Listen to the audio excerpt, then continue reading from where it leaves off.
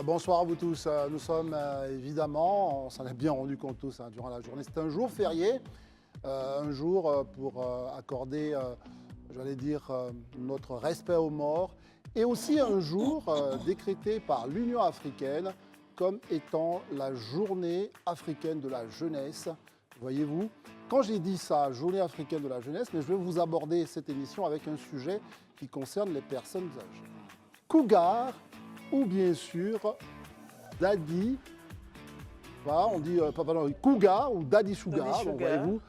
Quand je dis ça, pourquoi? Parce qu'il y a une étude très sérieuse, les amis, qui vient de nous dire que plus on est âgé dans une relation, et notamment la différence d'âge, cela est un motif de divorce. Je peux vous en donner donc quelques chiffres. Quand vous avez plus de 10 ans, vous avez autour de 30% de chances de divorce. C'est 10 ans de différence. Quand vous avez 15 ans, cela passe à 40. Quand vous avez 20 ans, cela augmente un tout petit peu. Donc voyez-vous, mariez-vous jeune, commencez à vous fréquenter tout jeune. C'est vraiment le secret de la longévité de la relation amoureuse. Donc, bonsoir Alain. C'est pas un débat, donc c'est une étude sérieuse. C'est une information. Ça a été une étude effectuée donc, aux États-Unis par 3 universités, donc 3000 personnes ont été donc, j'allais dire, interrogées et ça donnait ces résultats-là. Je voulais vous partager cela. Je sais, vous pensez que les vieux ont droit aussi à l'amour. Pas tout le monde a droit à Parfois, l'amour, très cher. ça tourne court, donc attention. Ouais, tout le monde a droit à l'amour, voilà, quel que soit l'âge voilà, auquel c'est arrivé, ben voilà. N'est-ce pas, Edith, tout le monde a droit à l'amour? Oui, bien sûr, tout le monde a besoin de l'amour à n'importe quel âge.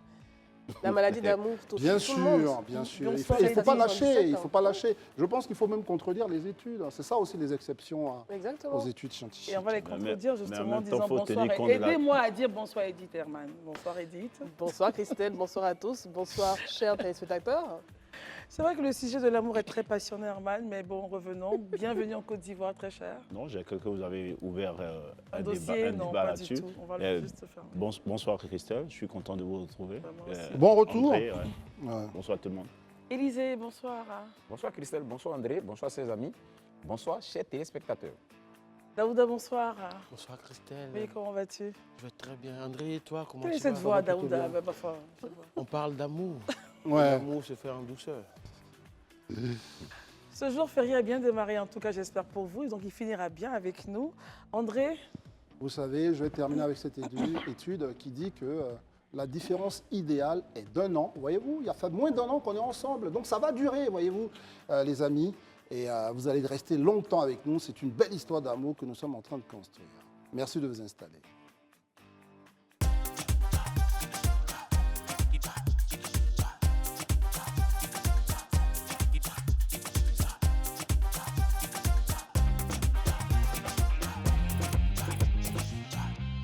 Oyez, oyez, Abidjan est en chantier, la ville se renouvelle, mais c'est pas partout qu'on dit oyez, oyez.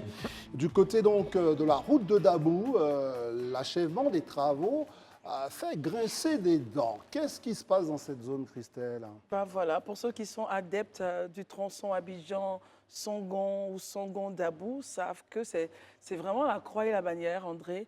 Il faut vraiment souffrir, avoir une grande patience pour ne pas s'énerver contre les travailleurs qui font leur boulot, évidemment, mais ça prend du temps.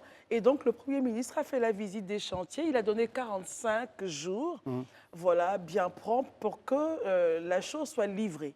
Il se trouve que dès le départ donc, du Premier ministre, les travailleurs, ou du moins les entreprises présentes sur place, ont pris des décisions qui, malheureusement, je pense, ont empiré la situation au vu de ce qui s'est passé, des vidéos que nous allons présenter justement à nos téléspectateurs. On voit la vidéo? Ben oui, avec voilà, la régie, on regarde les vidéos et puis on débriefe après. C'est ça, un matin où on doit circuler. Les gens de Sogia, ils ont fermé les 2 voies.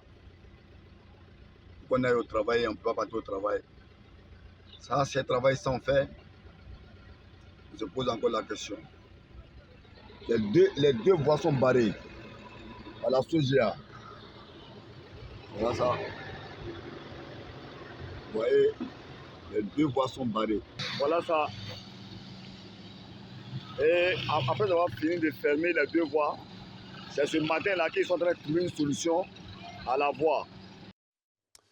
Voilà, c'est dit dans cette courte vidéo, au-delà de tout ce que vous avez pu voir et entendre, la question c'est à quand la fin des travaux? Il y a eu donc ce que vous avez rappelé, la visite du Premier ministre, 45 jours, mais une chose est sûre, c'est des travaux qui durent et les populations s'impatientent. Ben ouais, j'ai été personnellement bloquée une fois dans cet embouteillage. Et puis, je peux vous dire, André, il faut vraiment toute la patience et tout l'amour du prochain, justement, pour rester calme dans sa voiture. Élisée Boloubeux, voilà, comment est-ce que vous appréciez ces développements-là après, justement, l'ultimatum lancé par le Premier ministre pour livraison de cette voie dans un délai de 45 jours?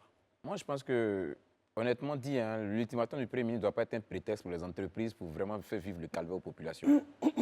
Elles ont eu suffisamment de temps pour arranger ces routes-là. Vous ne pouvez pas venir heure de pointe, en pleine heure de pointe, venir barrer des deux voies. Si on s'entend à ce que, on s'en tient à ce que disait l'internaute, mais on tombe des nues. Nous, on n'est pas, j'ai l'habitude de dire ici qu'on ne veut pas donner des leçons aux gens. Nous, on n'est pas ingénieurs des ponts et chaussées, on a fait du journalisme. Mais je pense qu'il y a quand même le bon sens et il y a quand même le minimum de jugeote qu'on peut avoir. Mais quand vous fermez deux voies à une heure de pointe, qu'est-ce que vous espérez en réalité? Même si on vous donne 45 jours de délai, mais il faut arrêter. Arrivé à un moment, il faut arrêter. Si aujourd'hui vous êtes en retard sur le travail, les populations n'ont absolument rien à y avoir. On ne peut pas fermer des voies des gens qui s'en vont au travail. Mais ça, par cette vidéo, on ne voit pas les conséquences derrière. Mais ceux-là, c'est des bras valides de la nation, des gens qui vont travailler, qui doivent faire avancer des dossiers, qui sont bloqués dans cet embouteillage. Non, c'est des retards qu'on cause ailleurs. Et je pense que ça, il faut vraiment que le plus rapidement possible, on y remédie. Ce n'est pas normal et ce n'est pas bon, un tel spectacle. Alors Edith, après donc, cette vidéo-là, à 8 h le même jour, parce que c'était très tôt le matin que la première vidéo a été envoyée, à 8 h le même jour, l'entreprise ayant vu que c'était ça devenait difficile, ayant bloqué les deux voies, ils ont trouvé une voie annexe et ont commencé justement à faire des travaux pour déblayer afin que les usagers puissent la pratiquer. Réaction? J'ai l'impression que ça, mais désolé de le dire, que ça ressemble un peu à de l'amateurisme. C'est pas parce que vous avez eu un coup de pression du Premier ministre et qui, du reste, est quand même quelqu'un qui a une expertise donc, dans ce domaine, qui sait très bien que lorsqu'il vous donne un délai de 45 jours, c'est pour des raisons bien précises. Vous ne pouvez pas aller dans la précipitation déjà de bloquer deux voies le matin sans en informer les populations, alors que je suppose que le fonds d'entretien routier, le ministère également de l'équipement routier, des infrastructures et également devrait être informé, surprendre les populations dans ce genre de situation et ensuite, après, chercher une solution par une voie de contournement. Les populations ont déjà assez de difficultés à se déplacer. Il y a déjà assez de désagréments. Là, par exemple, il y a plusieurs autres projets parce que la Y4, la voie de contournement Y4 fait partie de 20 projets qui sont censés décongestionner la ville d'Abidjan. Il y en a plusieurs qui ont démarré également en même temps. Les populations ont suffisamment de difficultés pour se retrouver dans ce genre de situation où elles ne peuvent pas aller au travail à l'heure, où elles ont des urgences qui sont complètement mises à l'eau à cause de ce genre de situation. Donc il faut de la préparation. Il faut sortir de ce genre de situation où on a l'impression que tout se fait du jour au lendemain et il faut rassurer les populations dès maintenant. Parce que la CAN arrive bientôt également. Quand vous dites la CAN arrive bientôt, pour être précis, la CAN, ce sera dans 74 jours. Le 13 janvier 2024. Novembre, donc 30 jours, plus 31 jours, plus 13 jours. Donc voyez-vous, c'est déjà arrivé, nos 74 jours, et il faut déduire les 45 qui vont permettre justement il reste moins de 40 jours maintenant, de circuler convenablement. Daouda, vous dites quoi? Est-ce qu'il y a un vrai lien entre ce blocage auquel on assiste et le coup de pression du Premier ministre pour vous? Bon, moi, j'ai envie de dire qu'il n'y a pas forcément de lien entre les 45 jours, le coup de pression du Premier ministre et ce qui arrive là, parce que je pense que Christelle, là, dès l'entame, parlait de cette voie. Moi, j'ai l'habitude d'emprunter cette voie. Pour ceux qui l'empruntent depuis quelques mois, franchement, c'est la croix et la bannière pour pouvoir passer. Mais bon, aujourd'hui, on a vu une vidéo, une courte vidéo. On ne peut pas s'appuyer sur ça forcément pour dire que c'est le coup de pression du Premier ministre, en fait. Mais n'empêche que, moi, ce que j'aimerais demander aux uns aux autres, aujourd'hui à Abidjan, ce n'est pas seulement sur la voie de Songhon où il y a des travaux. Il y a des travaux un peu partout à Abidjan actuellement. Je pense que chacun de nous essaie de prendre sur lui le temps que tous ces travaux se terminent, de sorte à ce qu'on puisse avoir une bonne carte, on puisse accueillir des gens. C'est mon point. Donc, je veux dire, On ne peut pas faire d'omelette sans casser les œufs. On est arrivé à ce niveau-là. Il faut pouvoir l'accepter le temps de 45 jours. Ça sera difficile, mais c'est un moment de sacrifice. Très bien. Voilà. Herman, Ben, Daouda estime qu'on ne peut pas faire d'omelette sans casser des œufs. Moi, Sur cette note, question-là. Edith a bien précisé, on sent quand même de l'amateurisme. Moi, je ne dis même pas au niveau du gouvernement, surtout ces entreprises-là qui y travaillent. Il ne s'agit pas... Vous dédouanez le gouvernement dans ça? Non, je ne dédouane pas, je vais arriver forcément au gouvernement. D'accord. Voilà. Moi, je dis que si vous faites des routes, ce n'est pas du jour au lendemain que vous décidez des voies de contournement pour que les populations puissent vaquer à leurs préoccupations. Donc, c'est vrai qu'on peut noter que le Premier ministre, il fait fort en mettant des pressions parce qu'il sait que les infrastructures routières tiennent à cœur au président de la République. Mais moi, je me suis amusé à faire quand même un petit calcul. Quand il parle de 45 jours pour 26 km, Oui. je suis allé calculer, ça fait 578 mètres de tronçon à faire par jour. Si on doit arriver, il sait bien vrai que c'est vraiment titanesque, les entreprises là, ne peuvent pas y arriver. Mais moi, je vais poser la question, pourquoi est-ce que ces entreprises ont perdu assez de temps? Souvent, on met sur ces entreprises-là, mais elles n'ont pas forcément le budget on dit, ça fait 120 milliards, mais ce budget-là, c'est un budget qu'on va leur payer par la suite. Ces entreprises ont sûrement des contraintes qui les emmènent à jouer un peu sur ce Vous pensez temps-là. qu'il y a pu avoir aussi peut-être quelques retards qu'on peut même... Si on n'a pas l'information de façon factuelle, hein. Oui. Est-ce que c'est une des hypothèses que vous émettez? C'est une des hypothèses. Mais en même temps, ces entreprises-là savent qu'il y avait des délais. C'est pourquoi elles ont accepté ces marchés-là. Donc, elles doivent pouvoir. Donc, la pression du Premier ministre, ces entreprises-là doivent essayer de faire en sorte d'évacuer le problème, de faire en sorte que les populations, aussi bien qu'il y ait des tronçons, parce qu'on a quand même des pays où, lorsque les gens font des grandes infrastructures, on ne voit jamais ces gens de bouchons où tout est fermé. Souvent la nuit, pourquoi est-ce que les gens ne travaillent pas la nuit? C'est toujours la journée où les populations doivent circuler que les gens s'amènent en temps. Donc pourquoi est-ce qu'on ne travaille pas aussi bien la nuit que la journée pour faire en sorte, pour faciliter la vie, la circulation aux populations? Et ça m'amène aussi à un point. On remarque par exemple lorsqu'il s'agit de boucher donc, les trous, les nids de poules par exemple. Mais c'est en pleine journée, le matin, au moment où tout le monde est en train d'aller au travail ou à l'heure de pointe, que ces agents-là sont sur place en train de couler le bitume.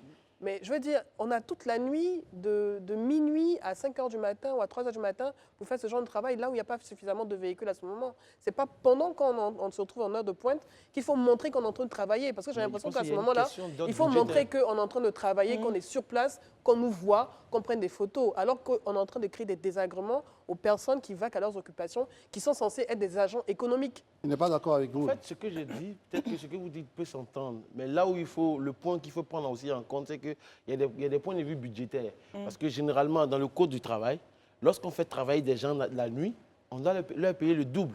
Donc, c'est des entreprises qui doivent faire du chiffre. Donc, vu l'argent qu'on leur donne, si encore je dois aller payer des gens au double de leur salaire, ça devient compliqué. Donc, je pense que ce n'est pas seulement pour des photos, mais c'est pour des raisons budgétaires. Réaction, Daouda, lorsqu'on se missionne pour ce genre de projet, on travaille à la célérité sur un agenda bien précis. De jour comme de nuit. Alors, ils devraient être prêts, ces entreprises, du moins, devraient être prêtes. Si je m'en tiens à ce que Herman disait tantôt, en spéculant sur son hypothèse, souvent on dit, voici telle entreprise, vous devez porter tel projet. Mais si je dois recevoir 100 millions, que finalement vous m'avez donné 40 millions, il reste encore 60 millions que je n'ai pas encore reçus, mais comment vous voulez que j'accélère le travail quand je n'ai pas la totalité de l'argent? Il ne va pas créer l'argent. C'est ça aussi la question. Vous vouliez Donc, il faut prendre tout ça en réagir compte aussi. par rapport à ce que dit Daouda dans l'ensemble. Il développe des arguments qui sont basés sur des hypothèses que vous connaissez sans doute. Oui. Moi, je pense qu'il faut qu'on soit un peu juste et sérieux. Hein. Une entreprise qui doit construire une route, ce n'est pas une entreprise qui vend des galettes. Il y a un minimum que tu dois avoir. Ça veut dire que...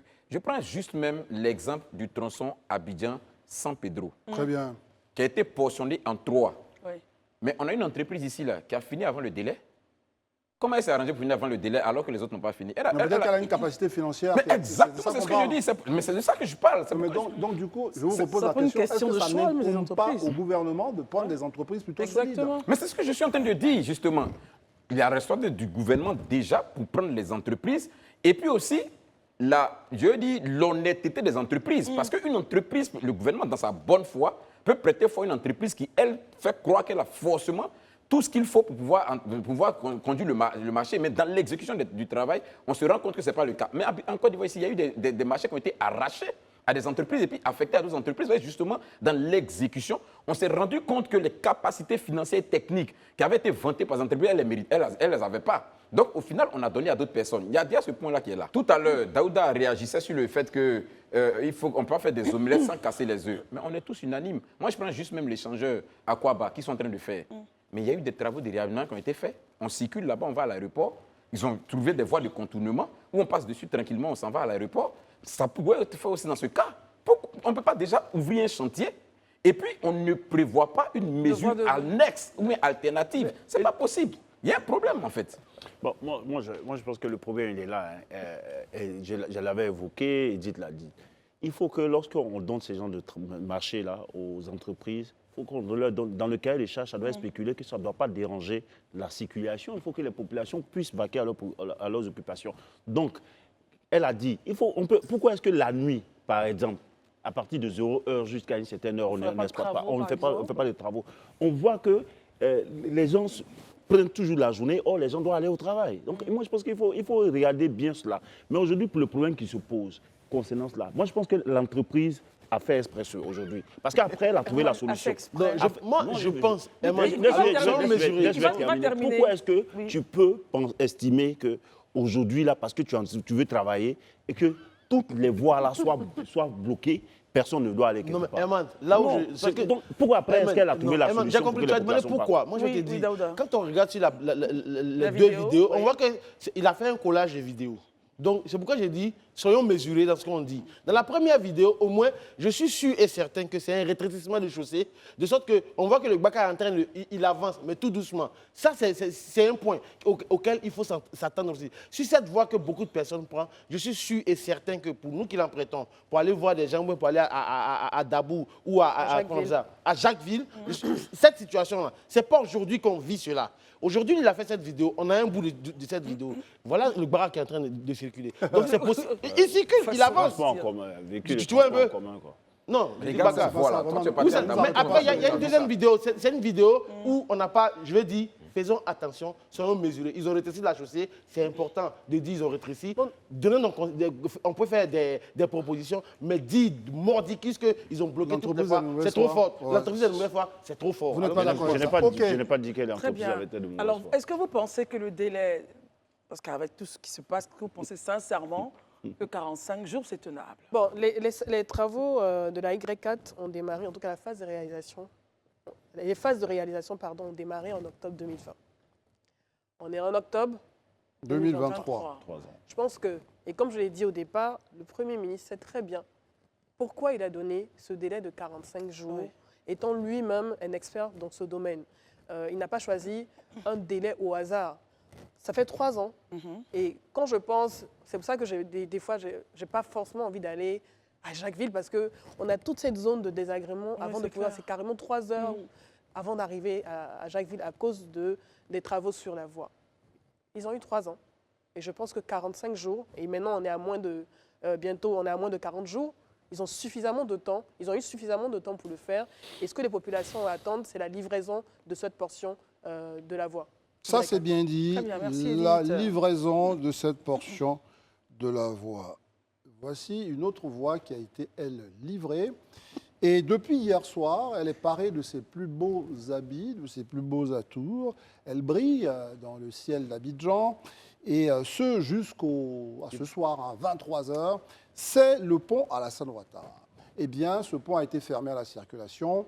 On vous en parle un tout petit peu. Quelle est votre réaction par rapport à cela? Est-ce que vous pensez que de plus en plus, ce pont devient donc, j'allais dire, un objet d'attraction? Voilà, un objet d'attraction qui attire les populations. Et André, il faut noter qu'il a été donc décoré des couleurs du drapeau national. pour permettre justement aux populations de prendre de très belles photos. Messieurs, dames, Edith, enfin, j'aimerais avoir votre réaction. Hein. Ça me fait sourire parce que j'avais vu un commentaire donc hier mardi, et j'avais vu un commentaire de quelqu'un qui disait « Mais finalement, à cette allure, autant en faire un pont piéton, totalement piéton, et pourquoi pas une piste avec des pistes cyclables parce que si à chaque fois, à chaque célébration, on doit fermer le pont pour permettre aux piétons donc, de pouvoir y aller, faire des photos et tout, bah, autant en faire un pont piéton.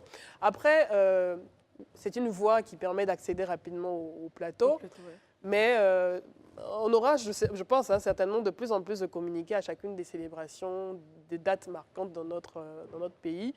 Donc, je partage un peu le point de vue. Je partage un peu le point de vue de cet internaute. Okay. Mais c'est bien parce que les Ivoiriens, en tout cas les Abidjanais, se sont appropriés ce pont. Ils en ont fait même un pont de découverte, de photos touristiques, parce qu'il n'y a pas que des Abidjanais qui y vont pour faire des photos.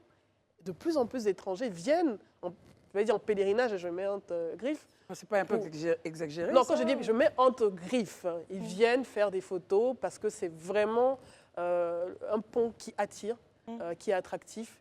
Et donc, pourquoi ne pas en faire plus tard peut-être un pont définitivement piéton? Très bien, Edith. Herman, à cette allure, voilà, est-ce que, je veux dire, la récurrence maintenant des fermetures, la première, vous avez semblé être contre. Est-ce que la récurrence vous pose à nouveau problème? Mais le problème, il est là. C'est ce qu'on a dit là, parce que j'avais évoqué ici, on sent peut-être c'est un fétiche, il faut peut-être... Un fétiche comme... Décidément, je reviens un peu sur les propos de cet autre internaute qui dit décidément, ce n'est pas fait pour régler le problème de mobilité, de transport. Un jour férié, vous avez des problèmes de mobilité? Il faut peut-être proposer, hein, moi je pense, hein, lors de la CAN, puisqu'on aura plein de visiteurs étrangers, qu'on puisse fermer tout le long de la période de la CAN pour qu'ils puissent venir voir, faire aussi leur pèlerinage. C'est possible. Pour dire vrai, il y a quand même 50 000 personnes, usagers qui utilisent des véhicules qui passent sur ce pont à chaque jour. C'est un jour férié. Comment vous tenez votre discours? L'argument de jour férié, en Côte d'Ivoire ici, il a été déjà vu que même les jours fériés... Moi, je suis en train de venir. Mais justement, c'est un jour férié. Oui. Est-ce que vous avez... j'allais dire factuellement quelque chose pour estimer le nombre de personnes qui traversent cette route. 50 000. Mais oui, mais je veux dire qu'en Côte d'Ivoire ici, même à Abidjan, quel que soit que les jours soient fériés ou pas, les Ivoiriens, les Abidjanais se déplacent. On a vu des embouteillages, des bouchons à des endroits lors des jours fériés. C'est pas ça la question. Non, la question, elle est là. Non. Ce que tu es en train, tu refuses peut-être que je dis. Non, je pose des questions. Mais la question, mais je te réponds, peut-être que ma réponse ne te satisfait pas. C'est ce que je ne sais pas que ça me satisfait. Apprenons à nous écouter. Oui. Vous avez dit qu'il y a 50 000 personnes qui seront empêchées de passer quelque part. Je veux dire, sur quoi vous vous appuyez? Mais si on ne les laisse même pas passer, comment on peut apprécier si le jour férié, on peut savoir s'il y a un tel nombre de véhicules qui passent sur le pont Alassane Ouattara de ce jour-là? Ce que je dis, c'est un pont, le premier objectif, c'est une infrastructure routière, c'est pour permettre à ce que la circulation soit fluide. Il ne faudrait pas faire de cela seulement un objet d'art. Parce que ça devient récurrent. Ce que je dis, tout à l'heure, j'ai ironisé en parlant d'ouvrir ça aux visiteurs toute la période de la CAN, mais c'est pour dire qu'il ne faudrait pas qu'on s'habitue. Et à chaque fois, c'est le même ministère qui vient, qui pond ce communiqué-là pour inviter les populations à venir. Je vais juste nuancer rapidement. Je vais juste nuancer rapidement. Oui, c'est vrai que lorsque je disais pourquoi ne pas en faire un pont piéton, mais au-delà de ça, on a plusieurs ponts. Et c'est le seul pont qui, lors en tout cas des dernières célébrations, fait l'objet de fermeture en fait. Oui, les jours fériés, il y a moins de circulation. Donc forcément, dans cette zone, et c'est une zone qui est très prisée dans ce genre de situation, après c'est compréhensible hein, de toute façon que le gouvernement décide donc pour répondre à la forte demande de circulation des piétons dans cette zone, de fermer donc le pont Alassane Ouattara, et qui en même temps sert de double usage, et un pont piéton pour les découvertes, les photos, et également un pont pour arriver au plateau. Élisée disait justement que c'est le seul pont qui fait l'objet d'une fermeture. Peut-être parce que les populations, justement, ont marqué un intérêt assez particulier pour ce pont-là. Est-ce que vous comprenez cette fermeture-là, ou comme Herman, vous estimez qu'on est en train de faire un objet, enfin un fétichisme assez particulier de ce lieu-là? Non, je n'irai pas jusqu'à parler de fétichisme, mais moi, ma position sur cette question-là, je pense qu'elle est connue. Depuis la dernière fois, on en avait parlé. J'étais revenu dessus. Je pense que le pont, lorsqu'il a été inauguré, on a eu des jours pour pouvoir le visiter. Je pense même qu'on a fait presque 2 semaines où quasiment tous les jours, il y avait des personnes sur ce pont-là pour visiter ce pont-là. Si à chaque fois qu'on doit faire des fériés, on doit pouvoir revenir, fermer le pont pour permettre aux uns aux autres de venir, je trouve pour ma part que ce pourquoi en réalité le pont a été fait est en train d'être dévoyé, parce que le pont il a été fait justement pour permettre aux véhicules de passer là-dessus. Les piétons, effectivement, ils ont un passage piéton qui est là-bas où ils peuvent passer pour prendre des photos. Mais si chaque fois qu'on doit avoir une fête, on doit avoir une journée fériée, on doit pouvoir arrêter toute la circulation sur le pont, permettre aux gens de venir prendre la photo, je pense que ce n'est pas justement l'objectif pour lequel le pont a été construit. Le pont a été construit pour que des véhicules puissent passer dessus.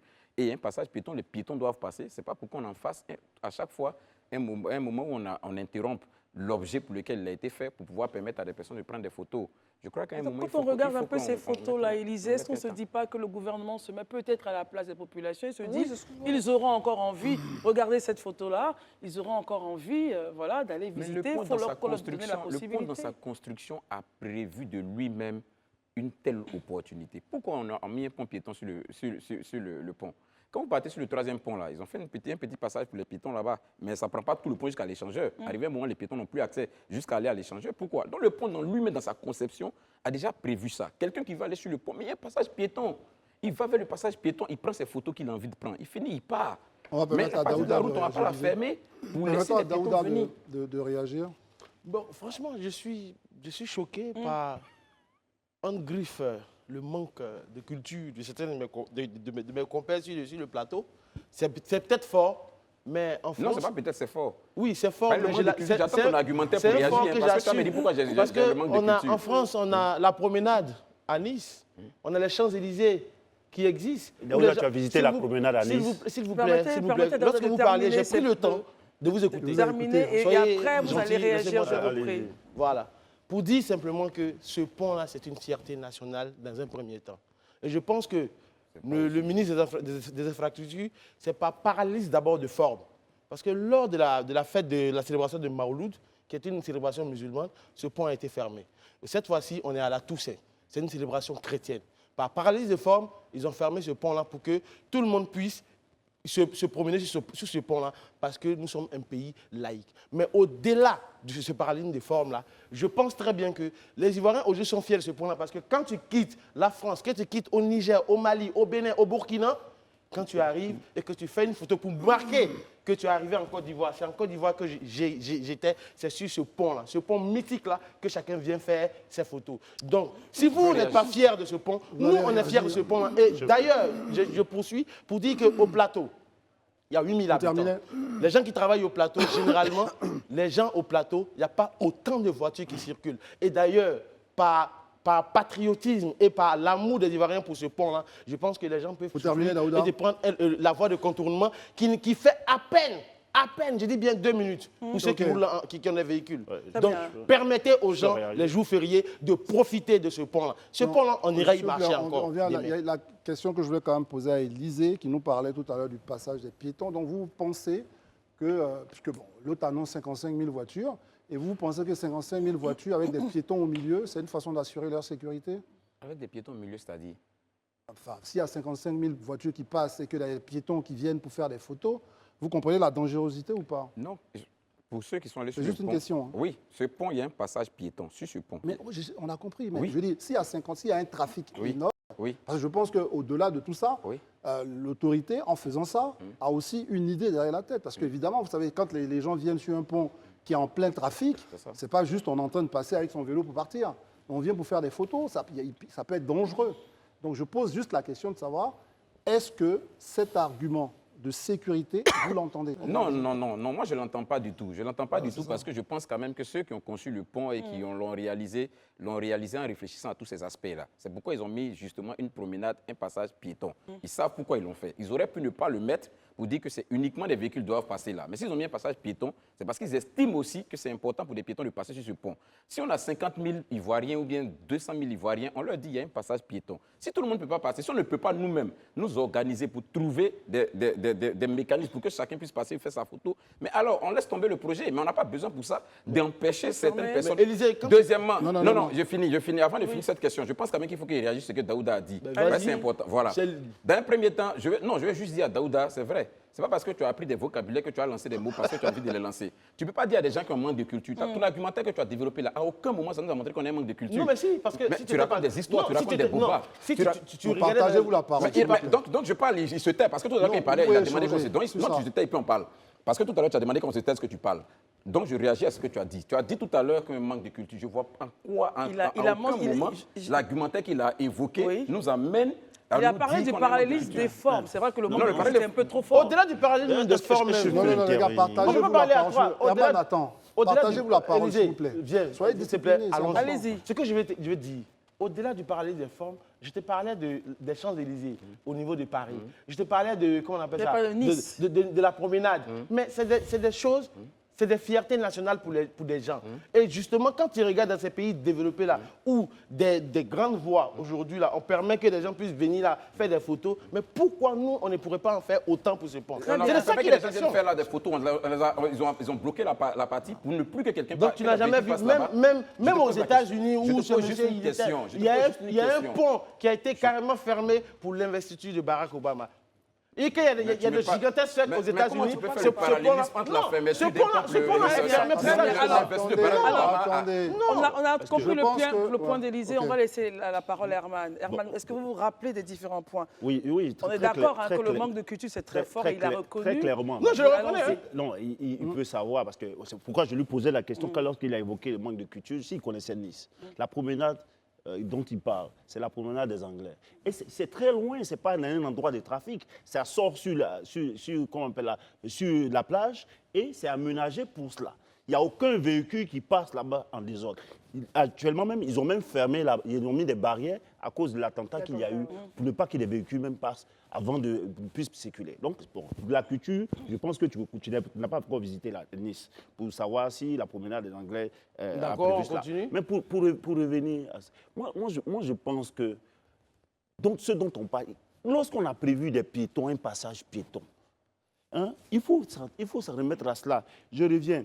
Derrière cette décision, s'il y a une volonté inavouée de créer peut-être de l'engouement autour, pourquoi est-ce qu'on ne développe pas les histoires, les gadgets et autres autour de ce pont? Pourquoi Mais ça commence quelque part. Non, laissez-moi, je vais terminer. Laissez-moi poser la Parce question. que l'engouement qu'on cherche là, il ne s'agit pas seulement de Herman, trucs. non. Il y a des gens, toi par exemple, Je tu vais n'as vous pas poser encore une visité question. la Herman, promenade des attendez. Anglais, mais tu Herman, connais quand la on vous promenade. interpelle, il faut écouter. Je vais vous poser une question. Oui, allez-y. N'y a-t-il pas une contradiction? Parce que je vous écoute attentivement. Allez-y. Vous ne pouvez pas demander pourquoi on ferme un pont et vous parlez de gadgets. Ben, forcément, les gadgets, Vont ça rappeler, va bien sûr. appeler du monde, ça va appeler... Donc forcément, on en arrive à la question de la Non, fermeture. Enfin, à un moment, il ne faut pas être contradictoire. Oui, mais c'est lorsqu'on Oui. parle, moi, lorsque je reste sur l'intention Ouais. de vouloir faire cela, créer un engouement autour de ce pont, pendant que les éléments qui permettent de maintenir cet engouement-là, on ne les prévoit même pas. Au moins, là, ça leur pourra peut-être Donc, vous amener aimeriez de peut-être l'argent. voir des Non, je ne sais pas ce que gens qui j'aimerais. vont- Non, mais Pour en ceux fait, qui font de si vous cela un permettez, fétichisme on culturel, partage la parole. artistique ou même touristique, eux, ils peuvent déjà penser à faire des gadgets et que ces gadgets-là vont peut-être rapporter encore de l'argent autour de cela. Herman, Quand Herman parle de fétichisme culturel traditionnel, parce que le fétichisme, c'est de fait, enfin, il estime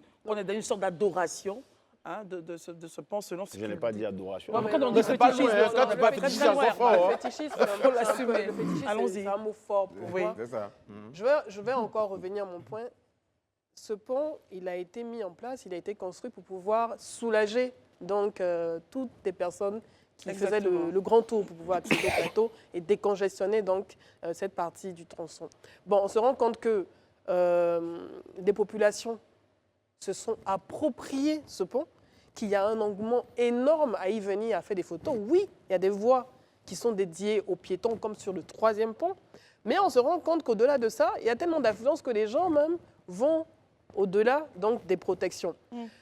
Cette fermeture pour la Toussaint, comme on a vu pour le Maouloud, on l'aura, c'est certain, pour d'autres fêtes, et surtout les fêtes de fin d'année qui arrivent bientôt. Est-ce qu'on n'aura peut-être pas même 2 ou 3 jours de plus? Vous Parce que pensez, Edith? les gens, non, parce que les étudiants, les élèves seront en vacances, on va se rapprocher de la période festive, les gens auront du temps.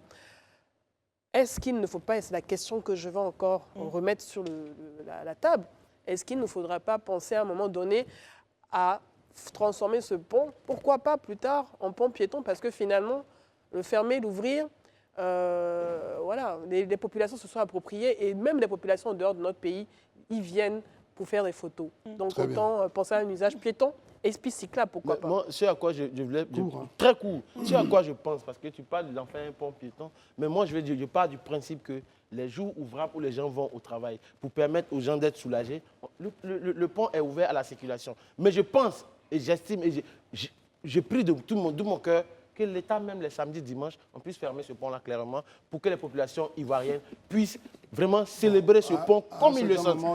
C'est pas du populisme. Oui, non, c'est pas du populisme. Non, C'est ce non. que je pense. Même sa pas la question pensée, du bon, populisme, c'est pas très pratique parce qu'enfin le pont, contrairement à ce que Élysée dit, sur un jour férié, il n'a pas la même nature qu'un jour ouvrable. Ben, Donc, un vous pouvez samedi, pas dimanche. dans Non, mais c'est un samedi. Non, c'est je un jour comprends, travaillé. André, mais un samedi, dimanche, pour ceux qui passent par le plateau, quand tu passes par l'Indénié et que tu passes Oui. par le plateau, pour rejoindre 13 villes, c'est pratiquement en moins de 10 minutes. Hein. C'est rapidement. Même par, qu'on appelle ça, par le pont lagunaire. Tu n'as même pas besoin de passer Et par... rapidement, pour ça. conclure, parce que ça terminer, m'amène ouais, parce qu'il faut qu'on y aille. rapidement à la baie. La baie qui Oui. était censée aussi Non, mais- permettre et puis en plus, aux populations de pouvoir également marcher, donc Mais faire du les travaux sport. continuent. Et Moi, tous je- les travaux continuent également. Mais je pense que le besoin, il est là, il est latent pour les populations de pouvoir relier Une cette fois voie. la baie construite, on pourra dévier toutes ces personnes-là vers- et Exactement, laisser peut-être le que ça pont va- aller à sa fonction. Exactement. Vous faites bien, exactement. pour terminer là-dessus, de parler de la baie, parce que voilà, justement, ce que j'entendais sur la fermeture du pont, moi, mon expérience personnelle, c'est que quand je quitte au plateau, je ne passe jamais sur le pont, par Pareil, exemple. pareil. Je passe par la baie. Et je veux dire que parfois, bon, enfin, il y a une jurisprudence en la matière, quand il y a une voie de contournement, justement, certaines voies peuvent être fermées ou bien peuvent être à péage. Exactement. Donc, je pense que l'argument aussi, c'est de prendre en compte le fait que c'est une voie qui peut être fermée, mais qui offre une voie qui est beaucoup plus, parfois même beaucoup plus simple. Plus pour accéder à dégagé, beaucoup de- oui, exactement. Voilà donc ce qu'on peut dire sur cette affaire de pont et de décision du ministère de l'équipement et de l'entretien routier et donc de consacrer ce pont-là donc à quelques personnes qui veulent garder un bon souvenir en famille de ces moments justement sur ce pont qui est illuminé pour l'eau. Et Herman a donné des idées de business. Hein. Oui, il y a tout ça, il faut y penser parce que J'espère qu'il justement, aura les droits. Comme au Trocadéro. Tu sais, on a Par exemple, la voilà, Tour comme Eiffel, en gadget. lorsqu'on préparait cette émission, porte-clés d'ailleurs, du il pont. n'est pas là, Ouais, Toussaint c'est Alain. ça. Toussaint Alain, par exemple, sa contribution, il déplorait le fait que d'autres ministères ne s'emparent pas de l'idée et ne Justement. créent pas autour toute une attraction pour permettre ouais, justement ouais. de faire de ce pont un lieu de vie qui est économiquement l'a dit. rapportable. Une bonne idée de business. Voilà, et on va continuer nos discussions. Alors, et si, en dessous de ce pont, on se permettait d'aller à la pêche? Bon, enfin, ce n'est pas le cas parce qu'il n'y a pas beaucoup d'eau On sait vers là. jamais. Hein. Mais bon, on va parler de cette affaire donc, de réouverture de la saison de la pêche saisonnière avec les différents acteurs qui, eux, se satisfont de la qualité et de la quantité des poissons, puisque, rappelez-vous, on avait fermé à un moment la pêche traditionnelle Exactement, André. dans cette zone-là. Exactement. Et justement, les acteurs de la pêche ivoirienne se sont félicités de la récente fermeture saisonnière des pêches dans le pays, estimant que justement ce repos biologique a permis aux poissons de pouvoir bien grandir dans de bonnes conditions, donc d'améliorer la quantité et la qualité des poissons, André. Oui. Et c'est justement la population qui en bénéficie. Voilà. Alors, qu'est-ce que vous en pensez finalement de votre jugement? Parce qu'effectivement, on s'était posé la question de savoir s'il n'allait pas avoir beaucoup plus de préjudice pour les professionnels du secteur, ces petits pêcheurs. Est-ce qu'aujourd'hui, en entendant tout ça, vous vous dites c'était une bonne décision, Herman? Oui, mais moi je pense que de toute façon, on a salué la mesure, hein, parce que lorsque le gouvernement prend ces genres de mesures, c'est vu les contraintes, parce que souvent, il y a plein d'alevins, on ne laisse pas évoluer, et puis on s'attaque. Donc ça leur a permis effectivement, de façon biologique, d'évoluer. Bon, c'est normal, hein, lorsque l'organisme se repose, il y a bien plus de croissance, une meilleure croissance. Et donc, on a aujourd'hui des poissons peut-être qui sont plus riches en termes d'aliments pour les populations. Donc moi, je pense que c'était une bonne chose. Daouda? Ben, je pense que déjà sur ce plateau, l'année passée, on avait reçu le directeur qui était en charge de la pêche qui disait on avait des inquiétudes quant à l'autosuffisance alimentaire en termes de poissons. Quand on sait que nous-mêmes, on importe beaucoup de poissons en Côte d'Ivoire. Aujourd'hui, les premières personnes à être contentes, c'est les pêcheurs eux-mêmes. Parce qu'aujourd'hui, ils le disent, quand ils vont en mer, avant, il fallait passer beaucoup de temps avant d'avoir du poisson. Mais tellement les poissons ont bien grossi et bien grandi comme tu les aimes, aujourd'hui, il n'y a pas beaucoup de temps pour en récupérer. Franchement, c'est une bonne chose. Mais c'est le lieu aussi pour moi de dire aux uns aux autres que au-delà de faire reposer, il faut qu'aujourd'hui, on puisse inculquer ces questions de pêche aux gens, l'élevage de poissons aux gens pour qu'on soit souverain de façon alimentaire en poisson. Edith, est-ce qu'on peut quand même commencer à s'interroger? Ils sont bien contents, les acteurs. Il y a beaucoup de poissons et de bonne qualité et en quantité, ils l'ont dit. Mais est-ce qu'on peut créer un rapport avec la cherté de ce poisson? Est-ce qu'on constate sur les marchés que les choses ont baissé? On a de jolis poissons qui coûtent moins cher. En tout cas, où je prends mon poisson, dans ce supermarché où je prends mon poisson, je n'ai pas constaté de baisse du prix. J'aurais bien aimé.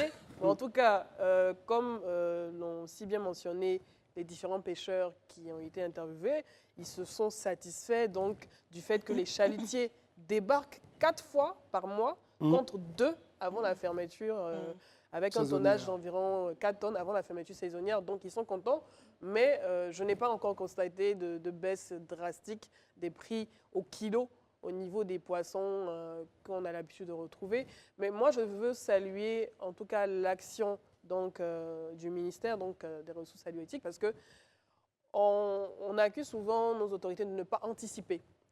Et surtout dans le domaine écologique, savoir que le ministère a décidé d'anticiper et de discuter, trouver un terrain d'entente avec les acteurs de la pêche, même si ça aurait pu être un préjudice pour eux, de leur faire comprendre qu'il est important qu'on puisse aller à ce repos biologique et permettre aux poissons de pouvoir se renouveler, de pouvoir également être en quantité, de permettre aux populations d'en trouver suffisamment sur le marché. Donc c'est une très belle mesure qui a été mise en place et je pense que l'année prochaine, elle va être reprise au regard des quantités de poissons qui seront étudiées au fur et à mesure.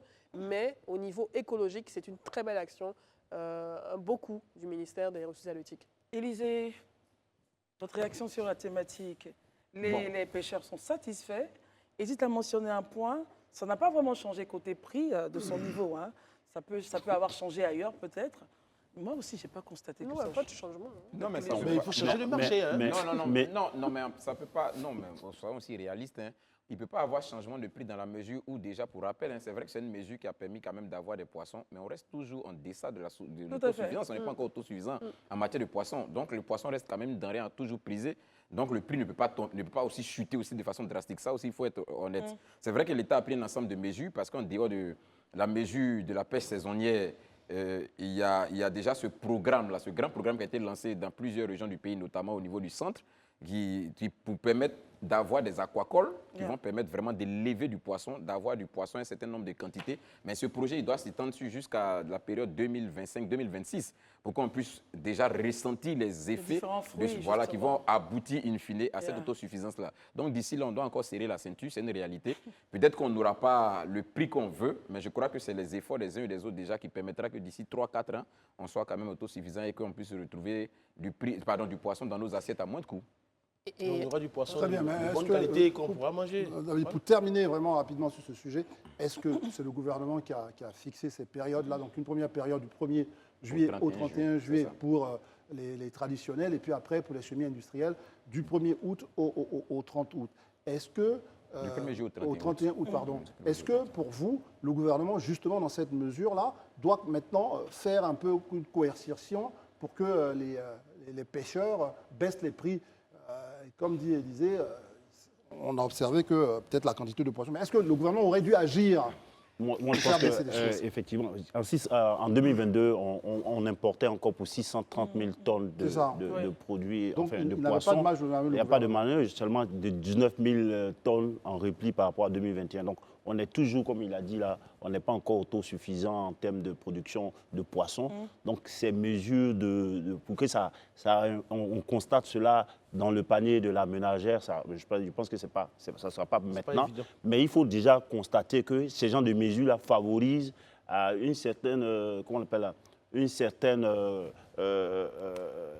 amélioration de la situation. Donc, on va y arriver, mais il faut continuer. Moi, je pense qu'il y a deux périodes. Il faut peut-être augmenter 4 périodes où on ferme pour permettre à ces poissons-là de... Pour terminer vraiment un court instant, on va permettre à la ménagère de moins de 50 ans de réagir.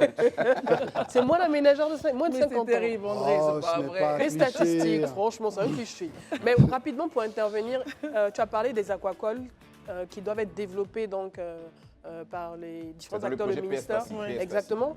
Et il est important de dire que oui, on a eu cette période de repos biologique, mais en 2024, avec l'alerte que la Sodexam a donnée concernant donc, le phénomène El Niño, qui va nous amener à une période de sécheresse, avec une augmentation des températures au niveau des surfaces des mers et une baisse de la pluviométrie, il est important que ces projets aquacoles puissent rapidement se développer parce que même le repos biologique ne pourra pas forcément nous permettre d'atteindre cette autosuffisance et peut-être qu'on aura encore des carences au niveau des quantités de poissons. C'est très bien dit, c'est très bien dit tout ça. Très très bonne conclusion.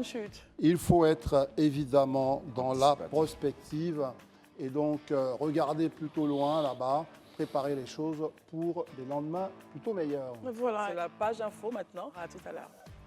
En ce joli jour férié, vous êtes nombreux encore à nous regarder, à discuter avec nous. Je vais demander à papoter avec nous sur les réseaux sociaux parce que tous ces sujets-là vous passionnent concernant justement cette affaire de pont. Ah, qui est encore illuminé, attendez, jusqu'à 23h. Ah, c'est tout bon.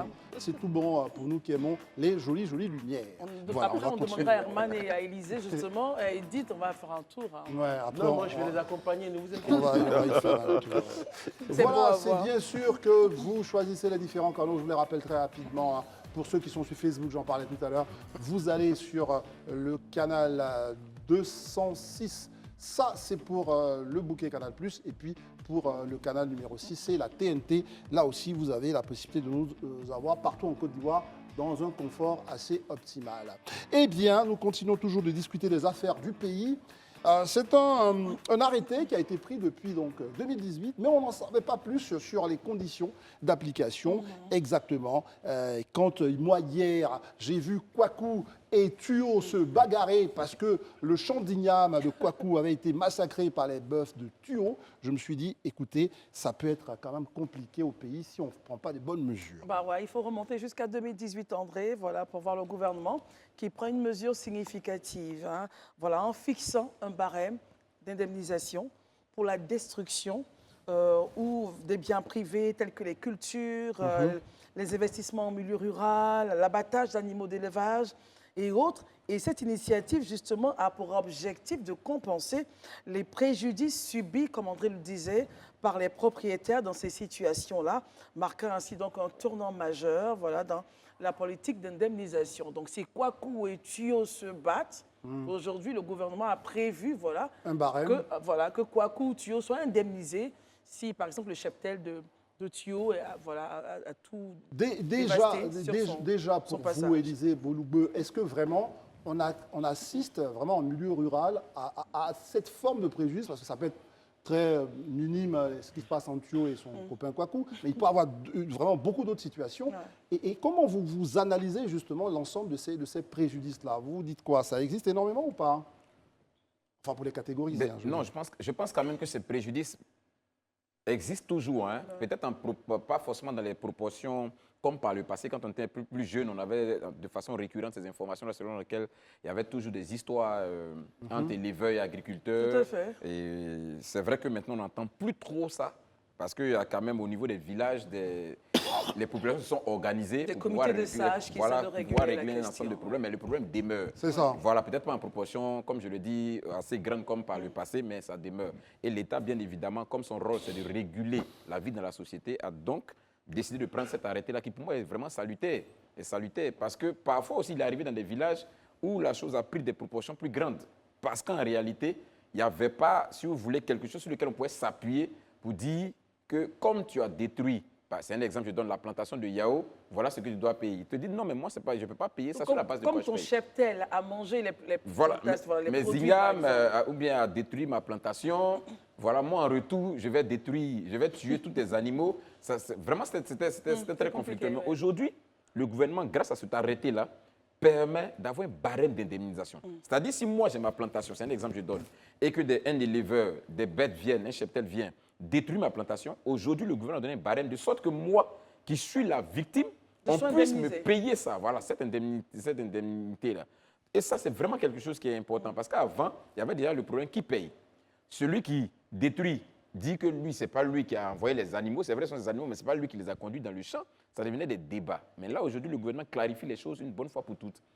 Très bien. Daouda, après, ça pouvait verser dans des conflits ethniques et même Communautaire. après récupérer par le politique. C'est une très, très belle décision que le gouvernement prend. C'est une très bonne décision que le gouvernement prend, mais au-delà du point que tu évoques quand le Yao et Kwadjo ou bien Kwaku et Koukouna, mais au-delà de ça, est-ce que souvent même il y a des entreprises qui arrivent, qui détruisent des terres des gens, qui tuent des bêtes d'autres personnes, ou bien souvent même il y a des entreprises légalement constituées qui font dans l'extraction de l'or par exemple, mais qui arrivent à détruire des champs.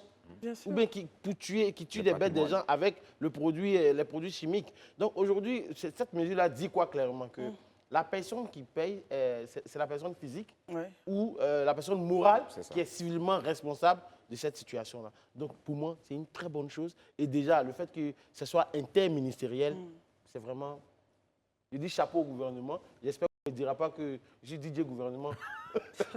Edith, Non, globalement, ils ont tout dit. Je veux dire, il fallait de la structuration, il fallait de la clarté donc, pour les différents acteurs, parce que naviguer dans le flou, ça nous amène donc à des frustrations, mais aussi, c'est la porte ouverte aux conflits communautaires entre éleveurs et propriétaires terriens, agriculteurs et tout. Et le plus important, c'est dans ce genre de situation, permettre d'avoir une clarté qui permette aux préfets des régions, aux sous-préfets des régions, de pouvoir avoir un acte qui permet de résoudre ce type de conflit sous le regard de la loi et en dehors des pratiques traditionnelles ou autres. Donc, c'est très bien et on espère que ça servira en tout cas à résoudre les conflits. quand tous vos camarades, évidemment, affiché de la satisfaction, vous allez donner votre avis là-dessus, mais avec un autre point, c'est-à-dire qu'il y a une restriction quand même à ces procédures d'indemnisation, c'est vraiment les questions d'accidents de la route.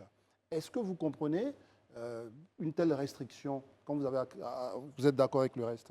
Ouais, en même temps, en ce qui concerne les accidents de la route, la loi déjà précise. C'est quoi? Si tu as, tu tues tu tues quelqu'un, je pense que c'est surtout au niveau des humains. Des bêtes, déjà, on sait qu'il y a des histoires, des processus de permis de conduire, tout ça, avec toutes les réformes que mène le ministère des Transports. Je pense qu'à ce niveau-là, surtout avec les assurances, avec l'assurance et autres. Voilà. Maintenant, pour revenir au point, au sujet, matière, moi je pense que il y a un aspect qu'on n'a pas dit. À l'intérieur, souvent, il y a des billes de bois qui tombent, des entreprises qui vont, par exemple, chercher à couper du bois, qui transportent souvent, ça tombe, ça détruit les plantations.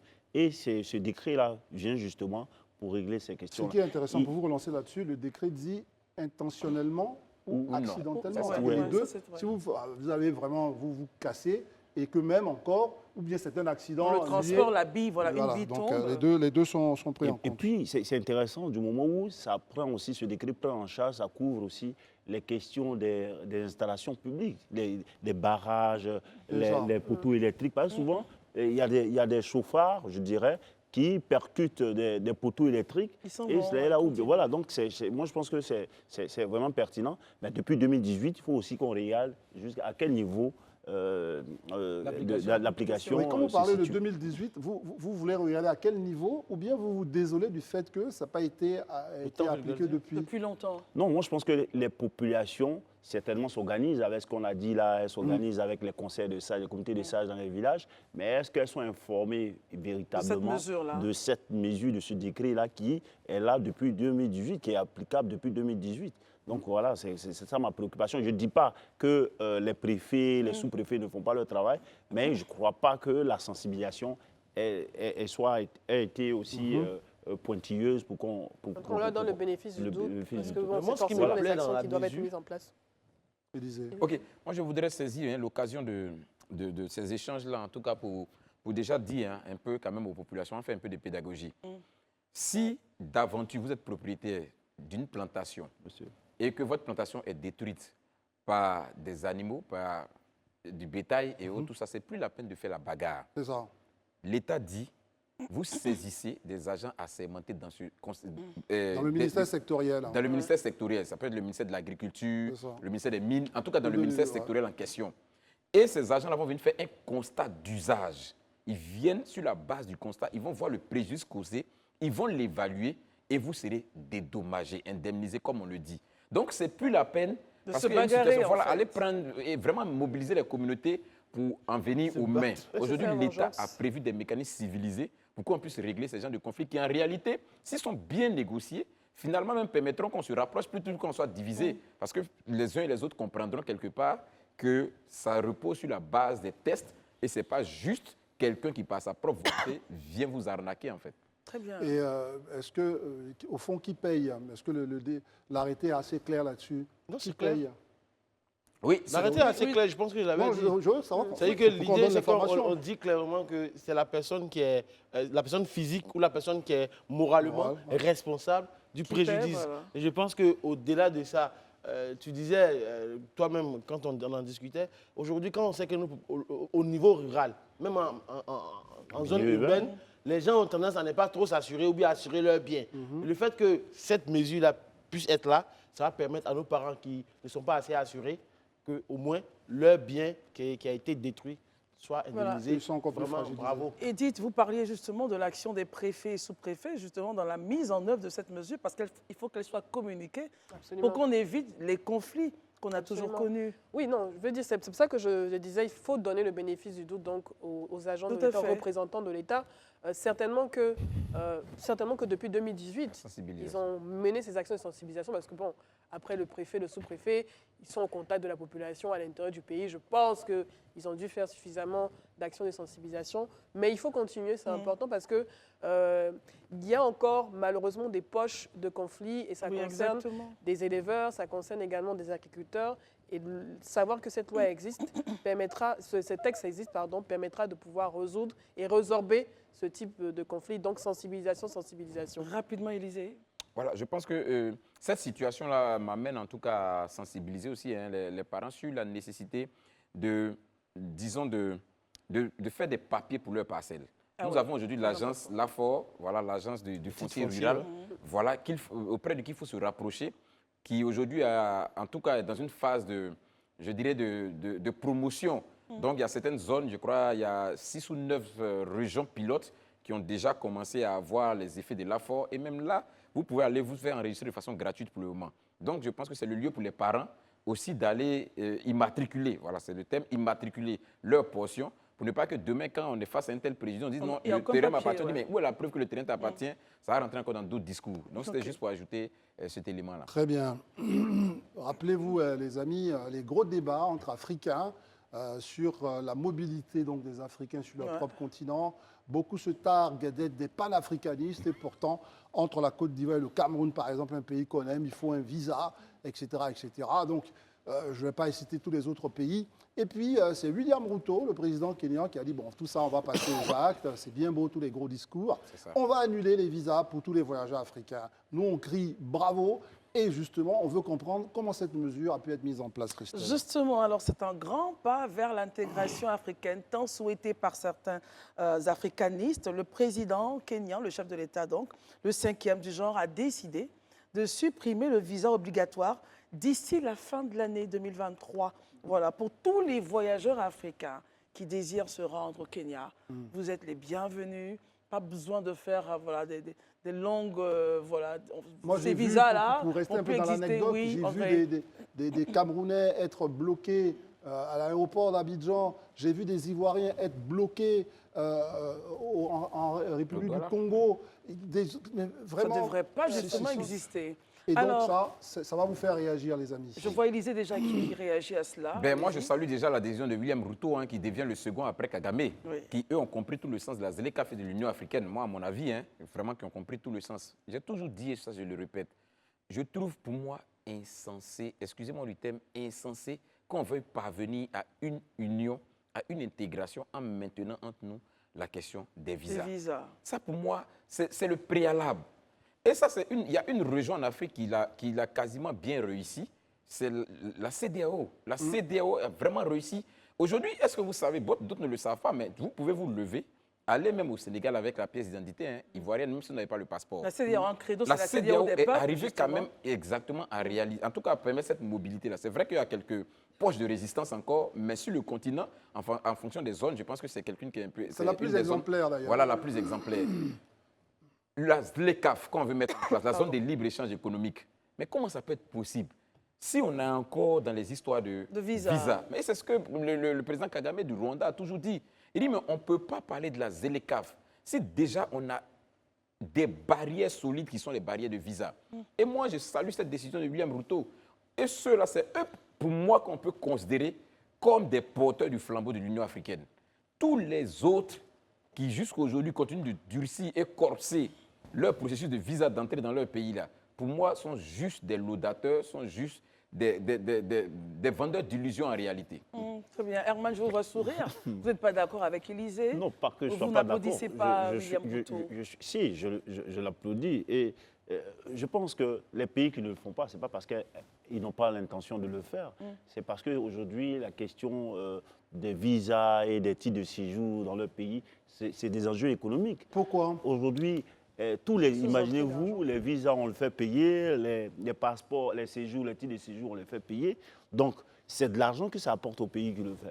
Donc, non, il ne faudrait pas qu'on occulte cet aspect-là. Donc, je lui dis que c'est malheureux que des personnes qui soient des porteurs d'un message d'intégration, parce que généralement, tous ces pays-là ont des ministères des Affaires étrangères et de l'intégration africaine, mais qui continuent d'entretenir les sésames comme les petits de séjour. Je vais avec Élysée par rapport à ce que vous venez de dire. Non, moi, je ne partage vraiment pas trop cet avis dans la mesure où je serais très intéressé qu'on me donne aujourd'hui la manne que représente, la manne financière dans l'économie d'un pays que représente aujourd'hui dans le PIB. Dans le PIB, dans les achats de visas. Je suis très intéressé qu'on me montre. Mais regardez, moi je vous raconte une anecdote que je trouve vraiment insensée. Vous savez aujourd'hui, le mauvais mot que j'emploie parce que vraiment je suis un peu remonté. C'est pas grave. Oui, on le retire. Aujourd'hui, pour vous rendre par exemple au Cameroun, vous qui êtes ivoirien, vous payez un visa de 75 000. Oui. Pour vous rendre en Chine, qui a combien de milliers de kilomètres ici, 000 francs. vous payez un visa de 53 000. Oui, c'est ça. Mais regardez comment c'est illogique. Moi, je trouve que c'est trop illogique. Mais attends, nous, entre nous, Africains subsahariens, qui sommes en train de prôner l'Union africaine, qui avons du mal à pouvoir même payer le visa, d'abord, c'est un problème, mais regardez le montant qu'on donne. Des gens qui vont aller jusqu'à un autre pays qui payent le visa.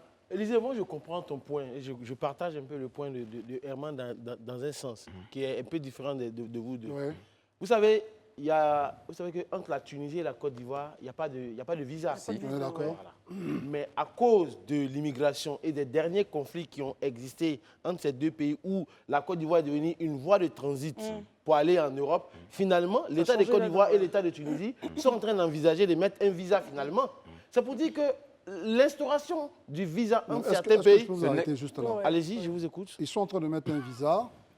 La question qu'on peut se poser, est-ce que c'est une bonne chose? C'est ça. Non, mais pour moi, c'est déjà une solution. Parce que aujourd'hui, quand on regarde tous les pays de ouest africains qui passent par la Côte d'Ivoire, on se plaint à tout moment que tous ceux qui sont à l'étranger, en France, mais qui sont pour Lampedusa, ne sont pas tous ivoiriens. Mais justement, c'est parce que la Côte d'Ivoire, entre la Côte d'Ivoire et la Tunisie, et la Côte d'Ivoire ou le Maroc, il n'y a pas de passeport. Il n'y a pas de visa, pardon. Et comme il n'y a pas de visa, les gens passent par là. Donc, moi, non. Je vais juste chuter, on est d'accord. On peut dialoguer. Arrêtez de faire comme si c'était la bagarre. Non, ce n'est pas la bagarre. En fait, ça me coupe dans l'élan. On vous pose des questions. Non, il n'y a pas d'élan comme si vous étiez en train de faire un ring de boxe. Non, on est un terrain de foot aussi. La question est simple. D'accord. Vous êtes en train de nous expliquer. Vous êtes en train de nous expliquer que s'il y a une immigration clandestine vers la Tunisie, c'est lié au fait qu'il n'y ait pas de visa entre la Tunisie et la Côte d'Ivoire. Bien sûr, oui. C'est ce que j'ai dit. Et c'est ce que j'ai dit clairement. Et je vais plus loin pour dire que même si aujourd'hui on enlevait les visas en tous les pays de l'Afrique, je vais dire, ça ne va pas régler forcément le problème. La question. Je peux réagir, pardon. Non, je vais régler quelques questions. Je veux dire, il existe des visas dans certains pays. Le problème de l'immigration n'est pas lié à la présence ou à l'absence d'un visa. On parle de problèmes structurels de nos États qui font que nos bras valides décident d'aller tenter l'aventure ailleurs au risque de leur vie. Donc, l'absence de visa n'est pas, et l'instauration d'un visa n'est pas ce qui va empêcher des gens qui sont prêts à tout pour aller tenter leur vie ailleurs. Non, mais finalement- On parle d'Union africaine. Oui. On parle de l'instauration de la ZLECAf qui a été, l'accord a été signé depuis plus de 2 ans, dont on ne voit pas encore le fonctionnement. Et on a un président, et même un second également avec le Rwanda, on a un président qui, depuis plus d'un an, depuis plus de 2 ans, Non, se fait le et champ. pas seulement parce que vous Oui, parlez William de ces Ruto, pays-là. Non, je parle de on a- William non, Ruto, je sais, je vous le Rwanda, rajoute. oui. On a la Gambie, on Oui, a la le Gambie. Bénin, on a Exactement. les Seychelles, des pays africains qui permettent justement à Qui tout ouvrent. citoyen africain de pouvoir, circuler, de exactement. passer. Et finalement, je ne sais pas si beaucoup passent par le Bénin pour aller Voilà. se jeter dans leur On a différents C'est un débat présidents qu'on qui ont pourrait compris les On enjeux va donc, permettre de à- cette Union africaine et de cette libre circulation. Ça. Et surtout, et pour terminer, en finir avec le vestige de ce partage de l'Afrique avec des frontières qui a Oui. été mis en place en 1885 sur les fonds baptismaux de la colonisation. Il faut en finir avec ça. Et je Très salue bien. ces actions. Très bien. Tout à Herman, l'heure, quand je parlais... Est-ce que vous entendez le point de l'immigration? Pour vous, ce n'est pas un Ben point oui, qui mais devrait normalement bloquer. un Oui, pays là, normal vous avez un point doit économique, il faut avoir qu'on revienne là-dessus. une politique d'immigration. Donc, qu'elle soit ouverte ou fermée, un pays qui se respecte doit avoir une politique d'immigration. Moi, je ne viens pas là. Moi, ce que tout à l'heure j'ai évoqué, je ne sais pas pourquoi ils sont restés seulement sur l'aspect visa. Ces pays, les visas, c'est pour circuler. Mais je parlais des titres de séjour. Oui. Il a dit que ça ne représentait rien. Aujourd'hui, en Côte d'Ivoire, pour un étranger hors Côte CEDEAO qui vient en Côte d'Ivoire pour séjourner, doit payer 300 000 francs CFA chaque année pour titre de séjour. Et Donc, vous je veux pensez que dire, ça représente c'est une manne importante? c'est une Mais manne multiplier 300 importante. millions, Et 300 000 non, sont laissez-moi, pas- je vais 3 millions de terminer. Maliens. Mais même si ça ne représente Les pas, Maliens, ils sont- même si ça non, représente s'il pas vous plaît, les gars, une ne manne parlons pas importante, ensemble, on se pose des je questions. développais. Je viens. Vous allez développer. Ça représente une manne importante. C'est bien qu'on vous pose la question. Par rapport à quel indicateur? Parce que ça ne concerne que ceux qui ne sont pas dans la CEDEAO, on est bien d'accord. Mais je répondais, même si ça ne représente pas une manne importante, disons-le, hein, même quoique ça a l'air, le chiffre a l'air de représenter, parce qu'on sait combien d'étrangers qui séjournent en Côte d'Ivoire, mais c'est un aspect qui ferme, je veux dire, l'intégration africaine qu'on cherche. Oui, mais donc c'est de ça qu'on parle, Mais, c'est pas la question financière. je voulais chuter par là. Donc Non, je veux non. dire qu'au lieu de parler seulement que des visas, en Côte d'Ivoire, ici, pour venir ici, un visa de circulation, c'est 58 €. Environ, je ne sais pas combien ça fait, près de 40 000 francs CFA. Ce n'est pas aussi un chiffre faramineux pour quelqu'un qui a envie de venir en Côte d'Ivoire. Mais quelqu'un qui veut rester en Côte d'Ivoire, par exemple, qui veut séjourner en Il Côte doit d'Ivoire, chaque année payer les donc, 300 000. C'est de ce que je parle. Donc, lorsqu'on a envie d'ouvrir, de parler d'intégration africaine, il ne faut pas rester seulement qu'à l'aspect visa. Il faut aller plus loin. Permettre à ce que les gens puissent séjourner. Là n'est pas le sujet, c'est important. Mais un séjour, Non, il je est viens. ouvert. Non, là n'est pas le sujet parce qu'il ne s'agit pas des gens qui veulent s'installer.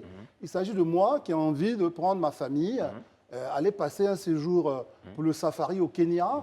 Voilà, c'est ça le sujet. Il n'y a pas de question de s'installer nulle part. Donc est-ce que le fait qu'on me demande à moi et mes 7 enfants, et c'est vrai, de payer, comme vous pensez que ce n'est pas très énorme, 58 000 francs fois le nombre d'enfants, vous voyez, parfois ça peut représenter beaucoup pour une famille modeste qui a envie de faire un peu de tourisme. Non, Donc c'est ça que vous devez avoir comme André, ce élément que je d'analyse. dis, je n'ai pas dit que je suis contre la décision du président kenyan. ouais. Je veux dire que je suis d'ailleurs tellement pour qu'il faut aller plus loin Voilà. en dépassant Là, même maintenant, les vous visas, expliquez en très bien. arrivant au titre de séjour. Là, votre Il les explication- permettent Ouais, aussi être- d'ouvrir l'Afrique. Là, on est d'accord maintenant. Alors, J'ai pas Élisée. compris. On est Je d'accord. voulais rebondir sur un des arguments que développait Daouda tout à l'heure quand il parlait de la question de l'immigration.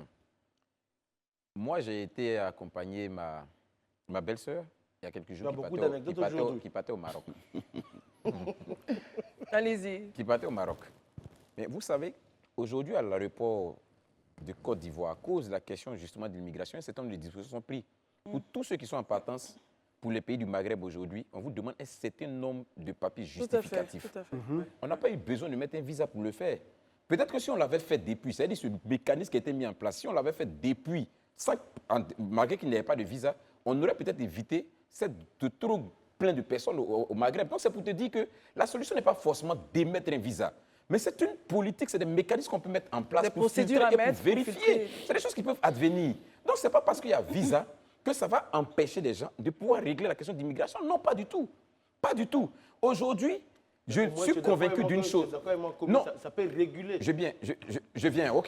Peut-être que ça peut réguler. Peut-être que ça peut réguler. Mais vous voyez, moi je dis qu'on ne peut pas inventer l'eau chaude.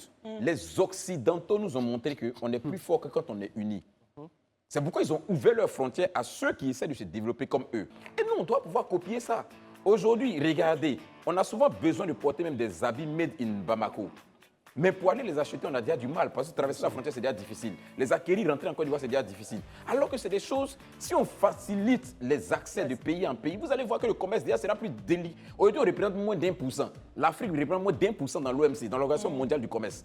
Ça, c'est des choses qui doivent nous attirer. Mais justement parce qu'on a tous ces frontières, on a tous ces blocages. Merci Élisée, merci à vous. Je pense que tout ce qui Pas concerne... merci à nous, c'est ça. Mais merci Élisée, merci à vous. Enfin, Mais il parce faut que citer nos noms. On il a y des a noms, la André. recherche de remerciements, c'est fou. Hein. Il faut un tour après réponse. Ouais, c'est Non, vrai c'est juste pour t'emmerder. bien sûr, en ce jour, On va donc, lui donner un visa pour venir à la FTV. C'est important, c'est très important. en ce jour d'hommage justement à nos personnes disparues, il faut évidemment fermer cette émission Ouais, c'est en clair. ayant une pensée pour toutes ces personnes qui, elles, sont là, mais qui pensent, qui sont accrochées aux souvenirs de leur être cher. On espère qu'on vous a permis de passer un moment moins solitaire à travers cette émission. Oui, évidemment. Merci beaucoup, André. On a eu plaisir à être avec vous et également à être avec notre plateau. Edith, merci d'être venue. Daouda, merci d'être venu. Merci.